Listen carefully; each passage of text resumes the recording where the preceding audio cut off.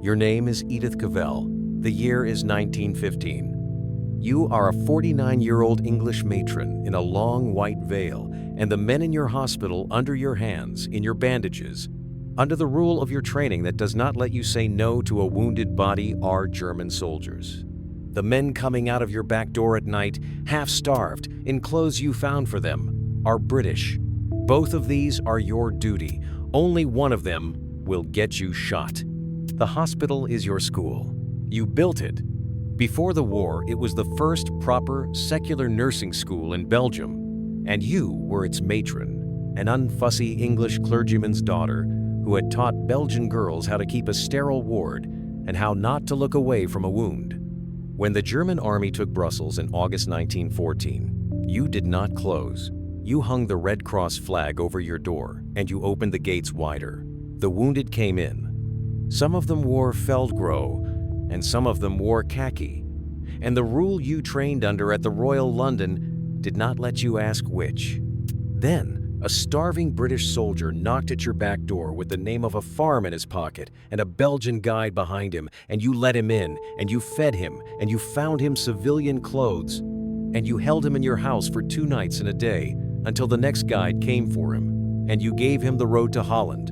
And then there was another, and another. By the end of the summer of 1915, there had been about 200 of them. You ran a hospital at the front of the building. You ran an escape line out of the back of it. The German guards on the ward ate your nurse's soup at noon, and the Allied boys went out across the cobbles at midnight, and both shifts were yours. You knew with absolute clarity what the back door cost. The German military code in Brussels called what you were doing Kriegsverrat, war treason.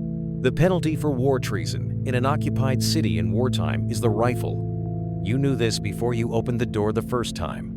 You opened it anyway, because you knew the other thing too. A starving young man at a back door in a foreign country, in the dark, with the wrong uniform inside a coat that did not fit him, is also a wounded man. So run the 2 clocks, because they are both already running. The first is inside you the oath you took at the Royal London Hospital under the rule older than this war. A wounded man is a wounded man, and you do not ask him whose army he was in. You will treat the German boys on your wards exactly as you treat the British, and you will do it with the same hands that, at the back door, are giving an Allied soldier a coat and a guide and the name of a farm on the road to Holland. The second clock is the German military code that calls everything you do at that backdoor treason against the army of occupation, and the penalty for treason in wartime is the rifle. One uniform on you protects you. The other thing you are doing kills you, and you are doing both at the same hour of the same day in the same building with the same hands. Level 1, the origin. Long before any of this, long before the back door, the prison cell, the dawn at Sherbeek, you were a small, serious girl in a cold flint vicarage in Norfolk, the eldest daughter of an Anglican parish priest who fed half his stipend to the poor of Swardeston and expected his children to do the same. In your late 20s, you went down to London and became a probationer at the Royal London Hospital under the Nightingale tradition, the work that fitted you, that took your seriousness and your refusal to look away and turned them into a discipline. By 1907, you were 38, and a Brussels surgeon called you back to build a thing no one in Belgium had done yet, the country's first proper secular nursing school. 7 years on, by the eve of the war, you had it, the Berkendel Institute on the Rue de la Culture, 3 clinics under your name, a black book of rules and a pale gray dress, and a reputation as the quiet little Englishwoman who would not have her wards run sloppily by anyone. That is the woman the war is about to come for. Level 3, the flag goes up. In the first days of August 1914, the German army crosses the Belgian border. The British nurses around you are told to go home. You do not go. You write to a colleague in England the same week. A time like this is exactly the time a nurse is needed. You stay. The institute is requisitioned by the Belgian Red Cross, and the wards fill first with Belgian and French wounded, then, very fast, with German. You hang the Red Cross flag over the front door, and under it, you do what your training told you to do. You treat every wounded body the same. Officers of the occupying army come into your wards to check on their own men, and they find them fed and washed and bandaged exactly as the British wounded next to them, by a matron in a long white veil who answers their questions in careful French and refuses to be either friendly or afraid. For a while, this is what the war looks like in your hospital. Then the back door starts to knock. Level 4. The back door. The first one comes in November of 1914, 2 months after the Battle of Mons has scattered British soldiers across Belgium, hiding in farms and barns ahead of the German advance. He is brought to you because everybody in the network being built around this city, Belgian aristocrats up at the Château de Belligny near Mons gathering the lost men. A Brussels architect named Philippe Bach running couriers through the city. Women in shops and farms hiding men in lofts. Everybody knows the same thing about the matron of the Berkendel Institute. She has a Red Cross hospital. She has authority over a whole block of buildings. She has nurses who can be trusted. And she does not say no. You take him in. You hold him 2 nights and a day in a back room. You find him civilian clothes that more or less fit. When the next guide comes for him, you give him the name of a farm on the road to the Dutch border and the address of a Belgian who will take him from there. Then you go back to the ward and check on the German boy whose dressing needs changing, both before lunch. Level 5. The crossing. And here, through one extraordinary year, the line you opened by accident becomes the largest single escape route out of occupied Belgium. They come in through Mons from Prince Reginald and Princess Marie de Croyat at Boulignes, where the soldiers are clothed and given false papers. They come on into Brussels in 2s and 3s by train and by foot. Bach routes them through safe houses, and they come to rest, 2 at a time, 3 at a time, in the back rooms of your institute on the Rue de la Culture, while the German wounded sleep in white iron beds at the front of the same building. You feed them in the dark. You walk them out across the cobbles at midnight to a guide on the corner with another address in his hat. About 200 of them go through you in those months: Tommies, French infantrymen, Belgian boys with families to go back to, and most of them get home. The neutral Dutch frontier is 12 days walking from your door, and you keep that frontier open by hand with bread and forged papers and a roof and your nerve, while you run a Red Cross hospital 20 feet from your own front step. For this stretch of a year, you have won. The lie at the front of the building and the truth at the back of it hold steady, side by side, on the same shift. Level 6. The leak. But a network is only ever as quiet as its quietest man. There are too many guides, too many farmhouses, too many small kindnesses paid out for hot food and a place to sleep. And somewhere in the line there is a man who is not who he says he is. A Frenchman named Gaston Queen is moving through the network posing as an escaping Allied soldier on the run and reporting back to the German secret police office in Brussels, the political bureau the army has set up to break exactly this kind of work. By the summer of 1915, the Germans are very close. Other names in the line are picked up first. One of the women under arrest writes a letter under interrogation that opens up the rest. You are warned. Friends beg you to disappear. You do not disappear. You go on with the wards in the morning and the back door at night, because there are still men in your house, and to vanish would be to abandon them. And because the rule you took on the day you put on the veil is that you do not run from a body that needs you. Level 7. The arrest. On the 5th of August 1915, the German military police come to the Rue de la Culture, and they put you under arrest.